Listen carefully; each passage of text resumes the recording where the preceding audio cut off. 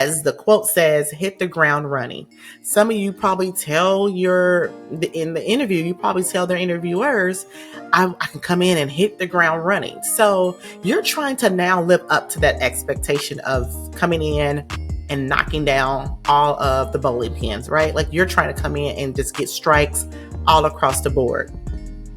But I want you to do something first. I want you to slow down before you speed up. That's right. I'm telling you to slow down before you speed up.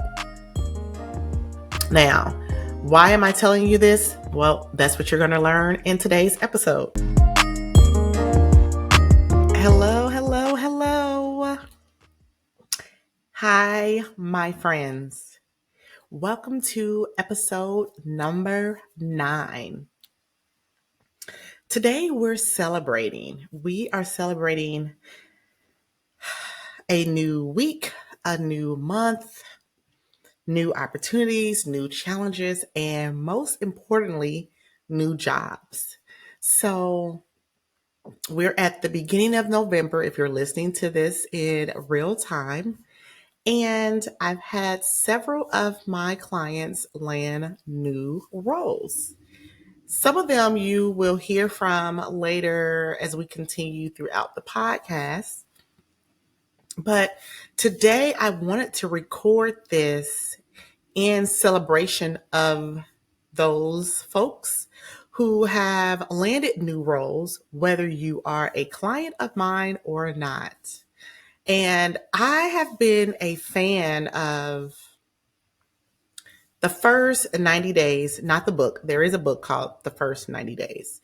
But I have been a fan of making the first 90 days in my role a thing since I started in my career. And I say that because I was in jobs at one point where I felt like because I didn't start out right, that there was just no way I could keep the train going. Right? So I wanted to have this conversation because with new levels come new challenges. And so if you're like any of my clients, if you were previously in an individual contributor role and now you're moving into maybe a people leader role, or even if you're still in an individual contributor role, but there are more roles and responsibilities into your job, or maybe you're entering into a new industry, or you're just continuing to climb, air quote, the corporate ladder, right? I want to make sure that you are set up for success. So today is all about the first 90 days. I am a big advocate for the first 90 days and a lot of other things too, right? Like my birthday is March the 30th. And so that is like that's the first 90 days of the year. So I always start out January 1st, hard and heavy and get ready to go because I'm like, I have 90 days to see what I can accomplish within this particular time period, right? There are probably some other things I do in like 3 months. Well, there are some other things I do in 3 month sprints. So I plan my business out in 3 month increments. I give myself time at the end of the quarter prior to. So right now I'm a little behind. I would have had my first quarter really planned out by now, but I don't, and I'm going to get that done here sooner rather than later because Thanksgiving, if you're in the States, Thanksgiving is a few weeks away, and I'm going to have about 20 to 30 people in my home for about a week or so. There's an airplane. For about a week or so. So I won't get much done during that week. So I want to start to get my first quarter set and in place so that I can do other things outside of, I can work in the business versus working on the business at that time. So I like doing things in 90-day increments. I like doing things in quarter increments. That's just a little bit about me. So what I wanted to talk about today, this is for all of you who a lot of you are high achieving, high performing professionals. And when we start going into our new roles, we love to, as the quote says, hit the ground running. Some of you probably tell in the interview, you probably tell their interviewers, I can come in and hit the ground running. So you're trying to now live up to that expectation of coming in and knocking down all of the bowling pins, right? Like you're trying to come in and just get strikes all across the board. But I want you to do something first. I want you to slow down before you speed up. That's right. I'm telling you to slow down before you speed up. Now, why am I telling you this? Well, that's what you're going to learn in today's episode. So, I want you to, instead of going in and trying to deliver at the speed of lightning, and add value, I want you to first stop, because coming in hot, and that's a song somewhere, coming in hot can cause you to fail sooner rather than if you pace yourself, you can succeed. So when you because this is the thing, and I'm jumping ahead of myself a little bit. I do have my notes, but when you come in and you're just ready to like kill it. Like I'm about to show them that I am everyone's going to, as Alicia Keys said in the song, you don't know my name. Like you want everyone to know your name, right? Like because you're coming in and you're trying to air quote prove a point, or some of it is just because we are just high performing, high achieving professionals. But either way, coming in and making changes too soon, too quick, can cause a lack of trust, and so many other things within your team, within your department, within the leadership, etc. But if we come in and we start to know and learn the lay of the land first, then we can actually make changes that are going to be incremental and actually move mountains. So you have your foot in the door. Now what? All right, let's get into it. I have about 3, possibly 4 tips and steps that I want you to do as you're moving into your new role. So the first thing I want you to do is come into the organization ready to ask questions. I think this says a lot about your curiosity to know and learn the organization. Learn the ropes before you just start tearing down and changing the ropes, right? Learn the company culture, learn about the values, learn about your team, learn about colleagues, learn about internal and external stakeholders, learn your customers, your suppliers, your vendors. Now, some of this I'm talking specifically when I say suppliers and vendors, your customers. Some of this is specifically probably to what I do. I'm in supply chain, but learn those people. Learn the ins and outs of the company first. Come in it from a state of curiosity. I think that's going to really show that you're trying to integrate yourself into the organization. And it's going to say a lot about, who you want to be. Those asking questions is going to say a lot about who you want to be and who you are as you go forward in the organization. Some other things that you can ask questions about. If you're new to the industry, ask questions about the industry. Ask questions about trends. I'll get into later about who you should be asking those questions to. But if you come in and you're curious, you're going to learn a lot more than just trying to assume that you already know everything. You're entering into, even if you're in the first 90 days of a role within the same organization, still the same thing. Treat those first 90 days as if you are new to the organization and you don't know the org. Like you still want to, this is your chance, because you're probably not that busy, that this is your chance to really deep dive and do something differently than you've done before. Especially if you have went into organizations just going 100 miles an hour, this is the time for you to slow down and say, you know what? Let me go back. Evaluate what if you can, what your first 90 days was like in your last role. Just think about it. Like, Did you come in just overwhelmed and just overloading yourself because you felt like you had to prove a point? Or did you really take your time to really get intimate with your customers, your clients, your colleagues, your leadership team, skip level managers? Like, did you really take the time, or did you just come in so fast that you cause yourself to burn out? And I know that, yes, you may not be a candle, but you can still burn out too, right? Just so you know. So that is step number one. Come in and ask questions, and lots of questions. There are no, and I know we say it all the time, like there are no dumb questions, but when we're talking about the success of your career, there are no dumb questions, because I guarantee you, someone else probably has that same question who's been there a lot longer than you have. All right, before I go to number two, let me say that if you are a manager, that I believe it is very important for you to set your team up for success in the way of onboarding. Now, I have been a people leader, and for me, I took everything I do, I always take out off of other people. And what I mean by that is I've had some bad leaders and I've had some good leaders. And so what I've done was take the things that I like from my good leaders and I've implemented that into my leadership style. Some things that I don't like about some of my leaders, I'm like, they can have it. I will not be implementing that in my leadership style.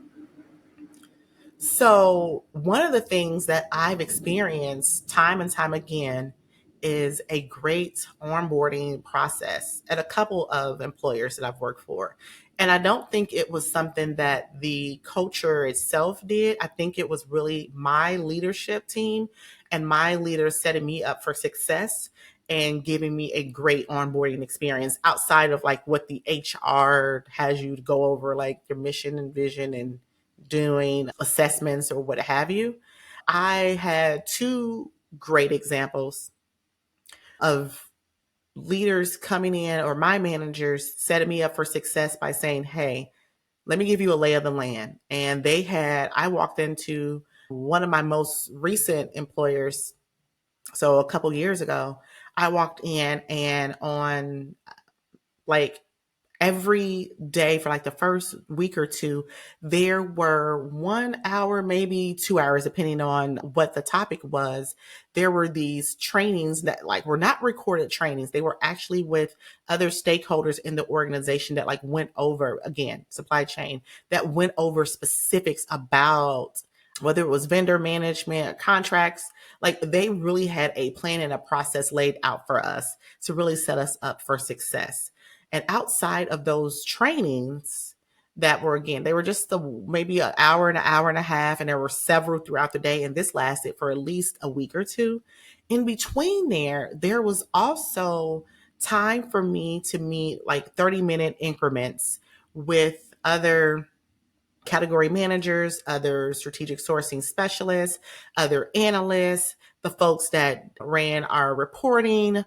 Like there was a chance for me to have like a round robin or a circuit, if you want to call it, like of having conversations with people who my manager thought I needed to get to know.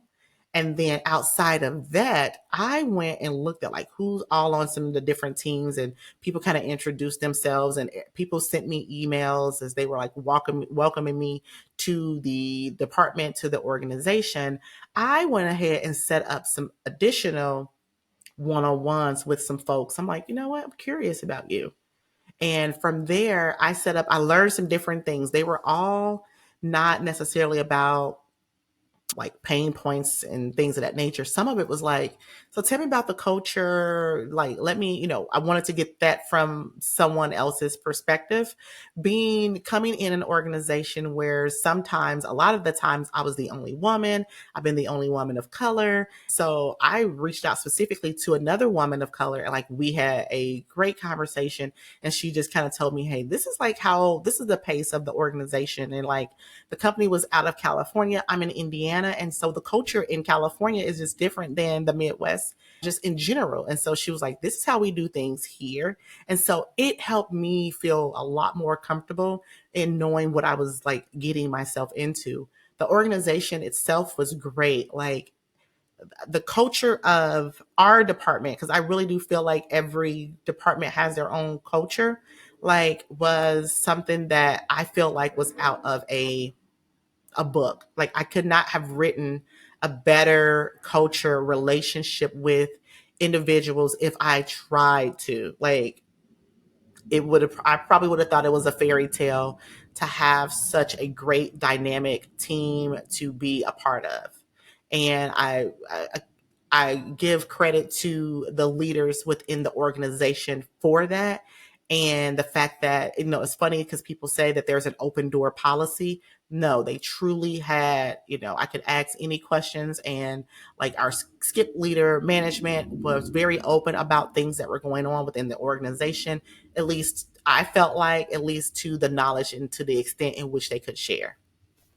So it's good to have managers and leaders who are willing to set you up for success as you go into an organization. So for me, I started to do the same thing again earlier in my leadership roles, was making sure that my team members knew who they needed to talk to, and then allow them that flexibility to, like, hey, I'm just going to lay this out for you. I'm going to give you like a guide, but then there may be people along the way, because once you ask one question, someone may not know, and that allows you, but what they will say is go ask such and such, and that allows you to have a conversation with someone else. And so the more questions you ask, the more of these conversations you get to have, and the more relationships you get to build. And so I love it when someone says, I don't know, but you should probably talk to John, Becky, Sue, whomever, right? Or even after, when you're having these, this goes back to asking the question, who else should I talk to? Because people can also advise you on like where else to take that, right? So that brings me to my point number 2, is to take time to do a circuit or a round robin. This is a lot like if you go to the gym and you could do a circuit, right? So you may do an arm circuit, or you can like say, I'm going to do a circuit. I'm going to hit different parts of the body. Or you can say, I'm going to do back and arms today. I'm going to just do this machine. I'm going to pick 3 or 4 machines, and it's going to go around and around. At least that's my concept of what a circuit. I have no idea if you're supposed to just hit all of one muscle, or if you're supposed to hit a variety of muscles when you do it. I go in and I do it my way. And so yeah, I do these round robins and circuits my way too. I'm a lot like Usher. I love him, by the way. But I'm gonna focus. Going into these conversations and making sure that in the first 90 days that we are meeting with team members, colleagues, department heads, stakeholders, anyone who you may have a direct and or indirect relationship with inside the business. So I'll use an example of mine, hoping that we can connect some pieces here. So as a people leader, I've been a people leader a couple of times. I've had quite a few jobs, and I'm not ashamed of that, but I've had quite a few jobs. And what I do, like the first week or so, I'm going to have a meeting, of course, with my team. But outside of the meeting with my team, so again, in procurement, I'm meeting with like shipping and receiving. I'm meeting with operation folks. I may be meeting with HR, especially like if you're in a people leader role. I'm meeting with HR. I'm meeting with some vendors who are like who we may have a high dollar value of spend with. So those are external stakeholders. I'm meeting with some engineers, like and it just varies on like the business in which I support. So in one of my last roles, I managed an IT category. So I met with multiple people within the IT department, because you have software, you have hardware, you have software as a service, you have professional services, you have so many stakeholders. You could potentially have so many stakeholders. So it was important for me to have those conversations with those folks so that I understand what are your pain points, what are your challenges, what's working right now, what's not working right now, what are some things that you would like to see done differently. If you had a magic wand, so on and so forth, what about the process is creating a bottleneck from your opinion, from your viewpoint? Because as you talk to stakeholders, you're going to get different answers. Some answers, you may see a theme, and we'll talk about that, but you're going to see some consistencies and some inconsistencies in which what your stakeholders or colleagues and individuals in the organization may say. So it's important to have these conversations about 15 to 20 minutes. You can schedule, 15, 30-minute chat and conversations. And then if you need to do follow-ups, definitely feel free to do so. But this is really about you getting as much information as you can. And then you're going to make an assessment and do some things with that information later on. But this is really for them to get to know you and build that trust as you're going to have this ongoing relationship. So number 2, take the time to have a conversation with stakeholders within the organization. All right. Number 3 is to understand the environment and the culture before you make changes. Again, I mentioned earlier that sometimes we want to come into organizations and we want to hit the ground running and we want to make big changes and we want to capture all of our small wins. But it's important that you learn the business and plan for changes that you want to make in the future. You're not going to come in and make changes, a lot of changes right away. Making changes can have a negative impact on the business and on your brand. And so I'll just give an example again. So I was recently in an organization that a few years ago, or more recently than that, a few months ago, that had a new CEO came in and like at the top of the year, so in January. That CEO did not come in and start doing layoffs in March, right? Like they wanted to learn more about the organization, the culture, and not come in and make, say, hey, we're going to just lay off a bunch of people, this early. It was like, you don't really know the business yet. And even if you've been there before, it's like, okay, let's see how we do in Q1 and Q2 before we start making some changes in Q3, or we'll make those changes in Q4. But I need to see, you already have data, but for them, they want to capture the data on their own terms as being the leader of the organization. And so when you come in, you want to be able to capture data and say, okay, yes, you may see that there are some changes that can be made right away. I guarantee you can. You may see those no matter what organization we go into. This is why when you're like new eyes in the organization, you're curious. You're like, well, why do you do this? And why do you do that? But if you go in and just say you don't even get curious about it, you just start making changes, you don't know why that particular policy or procedure was even in place to begin with. So you can make a change that can really negatively impact the business. I remember when I went into an organization and I was over like the fleet of the organization. And so we had about, 500 vehicles. And I just asked the question, I said, do we have a GPS on the vehicles? Because of what I learned, not from me, but from my sister in her organization about like what they use their GPSs on their trucks with their technicians to do. I was like, huh. And then I learned this from a few other people. And so I took that and was like, you know what? She does something very similar. And I wonder if we have GPS on our systems. And I just had a conversation one-on-one with my manager, and I asked the question. And my manager was new at the time too. And he was like, no, we don't. But I think that that's something that, we should bring to the leadership team, and we should talk about it. Like, let's do some more research, so on and so forth, and let's come up with a plan. And so just me asking that question, I didn't go out and just say, hey, I checked the trucks and I realized that we don't have, GPS on our trucks. They're coming in tomorrow and everyone's going to have a GPS put on their trucks. That didn't happen. I had a conversation first and I got curious first, because what we learned doing that is that that impacted the trust. So eventually we did add GPSs, and we just did a trial in some cities. But doing that, that impacted the trust that those technicians had with their particular site. Now, I work for corporate, so I don't like have hands right directly to technicians, but some of those sites would say like, yeah, like our technicians are feeling some type of way because they feel like we don't trust them because we're now asking them to have a GPS on their truck and like we're monitoring all of these things, right? But then I also found that someone sat in their truck for hours and then they would say that they were working overtime. And so work was not getting done. And so they're burning fuel.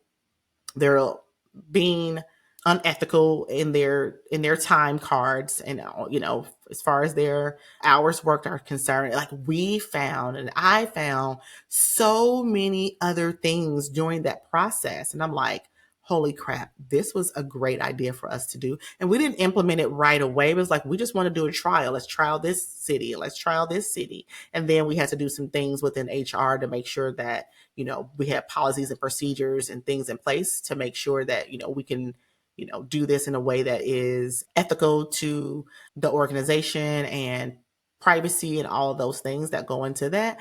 But we also were able to, like, I had to propose it in a way like this has nothing to do with, watching people do whatever. It's like there's a better way to get from point A to point B. Like you're using your GPS on your phone that tells you how to get there, but if we use this one, we can track to see like what is our fuel consumption and like all of the data points that we get to have by having GPSs on the vehicles, on the trucks. Amazing. Like coming in, you talk about coming in hot. Your girl came in on fire. But I did not make that change just I'm calling a vendor and I'm getting 500 GPSs sent in and put on every truck within the fleet, within the organization. Absolutely not. I got curious first and I integrated myself into the business. I went out to locations and I talked to technicians because some technicians were like, yeah, put it on my truck. I don't care. And some others was like, if I don't have to, I don't want to. But I learned so much through that experience and I was so grateful for it. See, I can remember it today. And that was back in 2016. So, I've been making changes and real big changes for a real big time. So I'm going to give myself a pat on the back for that one.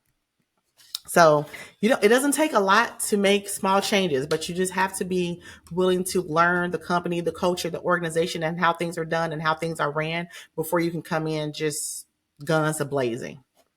All right. So that was number 3.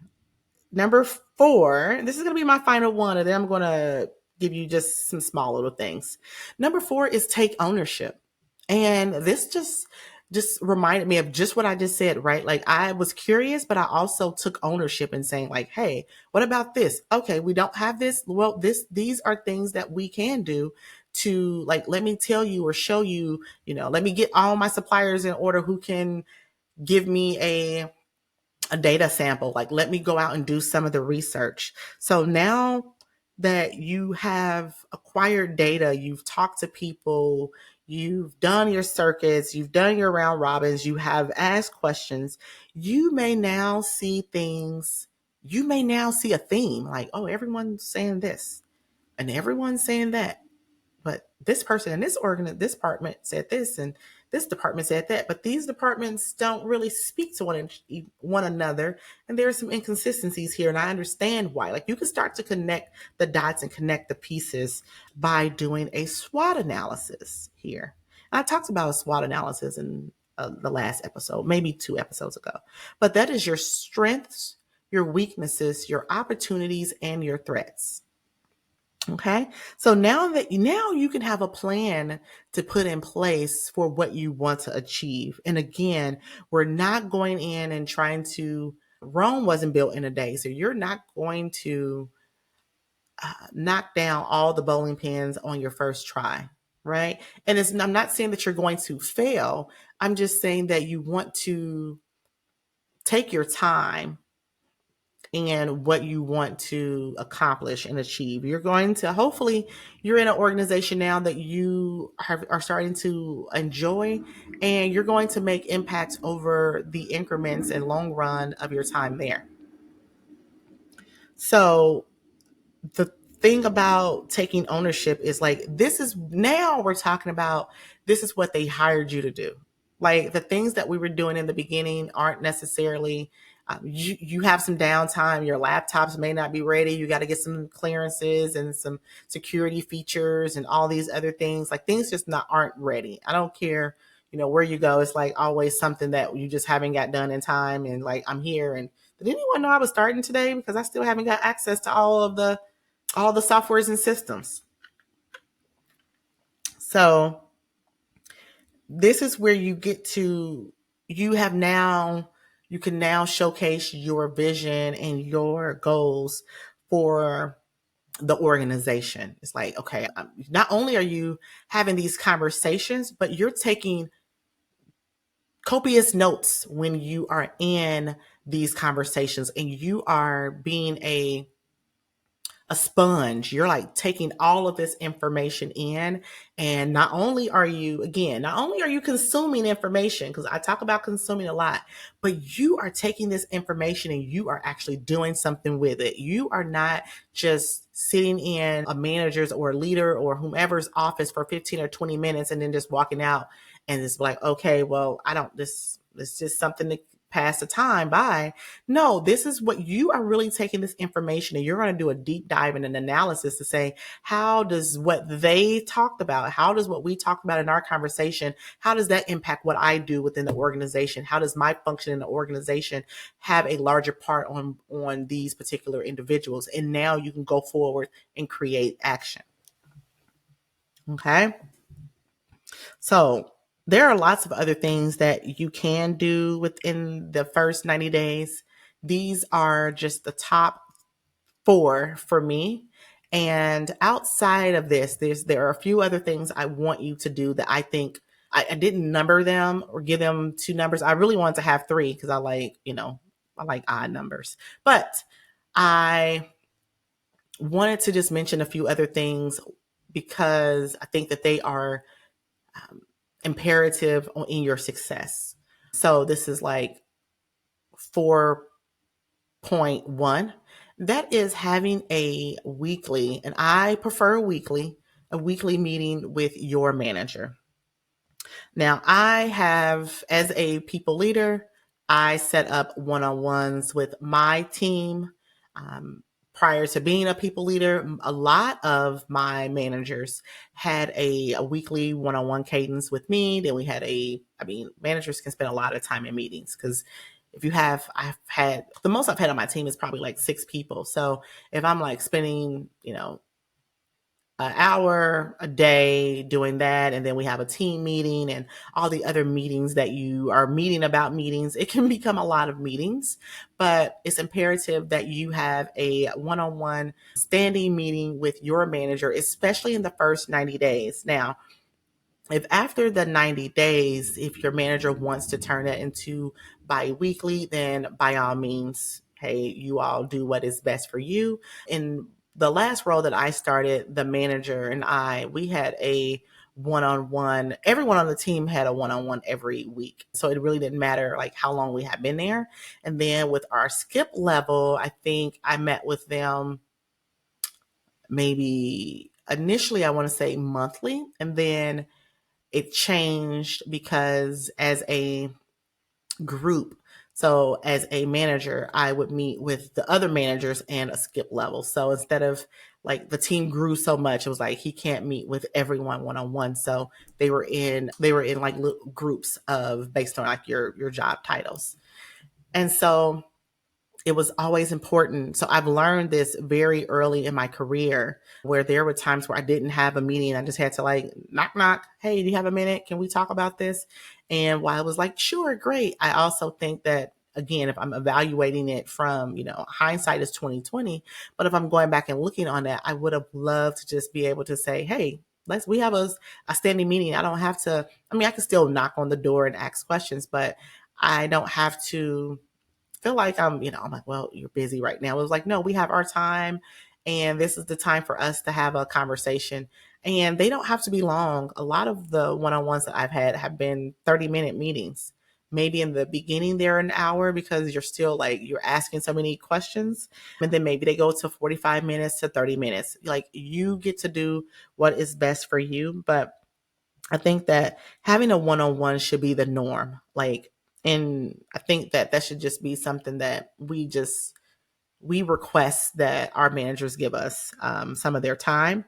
But if you're not, you should do so. So by doing this, you're going to learn about, more about how the company operates. You're going to probably get brainstorm and mastermind with your manager about, hey, I have this idea. I would love your thought about it. And they get to give you some thoughts before you like just go and implement, right? So you can really use this one-on-one time. A lot of managers, I'm one of them that tells, my people leaders or my team, I am like, hey, come in with an agenda about what it is that you want to discuss. Now, that can potentially be, and that I would say that's potentially after you've been with the organization for a while. But I think that even as you're early into the organization, you are uncovering so many things. So it's important to come in there with that curiosity and say, hey, I met with this person and this is what I uncovered. What are your thoughts? And like, the manager can provide you some more insight there. So again, 4.1 is just to say, like, schedule that one-on-one time with your manager in the first 90 days. See if you can meet weekly. It will be a game changer. So finally, you're coming to the end of your first 3 months on the job. Congratulations, you've made it thus far. What I want for you to do is evaluate. Evaluate the past 3 months and how things have gone thus far. Come up with 3 to 5 key questions to reflect on that you want to really deep dive into. So, what do I mean? Your questions can be based around a couple of different things, but maybe you have a question. Your questions are based upon your values. And so if you work with me, what we do is we talk about, what are some of your values? Like, what do you hold important? And a lot of people, like somebody may say like culture fit, company fit, right? And so maybe one of your questions is around company or culture fit. So I'll give you some examples of questions, but these are just some things to get you going. You don't have to use these at all. But how does the company live up to its own values, right? So like we get into organizations and companies, just like employees or candidates who are job seeking, companies will tell you things that may not be true and how they operate. And you're like, yeah, that's not how you operate at all. So how are they living up to their standards? One, is it a good fit for you? And if it is, why? And if it's not, why not? I think that's always a good question. Ask yourself, will you or are you being challenged? Are you being championed? And are you being supported in a way that aligns with your values? Are your ideas being heard? I mean, you've been here for, 3 months now. And if you've thrown, and I'm going to say thrown out ideas, but if you have voiced your opinion and ideas about certain things, how does those ideas get implemented, or do they get ignored? Or is it just, a policy and procedures about how the red tape of corporate of how things get handled when you have ideas? So now that you've done that, you can make a fair assessment as to, is this the right organization for you? And I'm not going to say that if you answer questions, so say you did a survey and you're like, I scored a 60, I'm out of here. But it is an opportunity for you to reflect and adjust where needed and evaluate yourself as well. So, what have you done? What have you not done? And what are some changes that you possibly need to make? And so if we do this, now we can come back in with, and then this is where we go into that next 90 days and decide on what is your plan going to be within the course of the next 90 days. Now, at this point, you're going to be 180 days into it. And so you're talking about 6 months. We have to understand that some organizations, you have a learning period, and there may be it's not that you need to have more experience, more education, you need more certifications. It could really be the complexity of the industry in which you're in that has a learning curve of up to 6 months or up to 12 months. And so some organizations will tell you, hey, it's going to be a while before you even catch on to this thing just because of the complexity. So don't give yourself such a hard time if that's the type of industry that you are in and the organization that you're in. Allow yourself some grace there. But you do want to make sure that you are watching your mind and your strategy into figuring out where you need to make some adjustments and some minor tweaks and changes. So a lot of times I talk to clients and I work with my clients we work together for 12 weeks, and most of my clients find roles within a 12-week period. And then we work together for an additional 90 days. I meet with my clients for about 30 minutes in month 1, 2, and 3. So we meet in the first 30 days, the first 60 days, and the first 90 days that they have been in a new role, because I want to give them the tools that they need to be that extra eyes and ears outside of have an unbiased opinion of what is going on, and to really give them some tools, tricks, and tips how to be successful within the organization. And so I think that it's, again, great to reflect back on that. So one of my clients landed a role and I'm like, hey, you've been there 30 days. Are you all meeting one-on-one, or what is the cadence there? And it's like, yes or no. I'm like, okay, well, see if you could implement that. And so clients will tell me all the time, I'm coming in hot. And I'm like, yeah, but slow down. Do you really understand the organization and the culture and how things work? And they're like, well, no. I'm like, okay, take a step back. You can breathe. I think that we're so busy trying to prove ourselves that we just are running all over the place. And so this is a time for you to reflect on how the first 90 days went and decide if this is somewhere that you want to spend your career. Hopefully you have made good you did good in the interview and you asked great questions in the interview that led you to make a great decision as far as who you want your next employer to be. If you have not, then this is the time for you not to necessarily pivot outside of the organization necessarily, but decide how you want to pivot and what pivots may be necessary. Okay. So again, congratulations. If you have just made it through the first 90 days of your new role, I am so excited for you. And do me a favor, share this episode with friends, family, screenshot on as you listen on, any of the platforms, share it, tag me in it. And so that I know you listen, and let me know what your takeaway was. I will catch you on the next episode. Bye.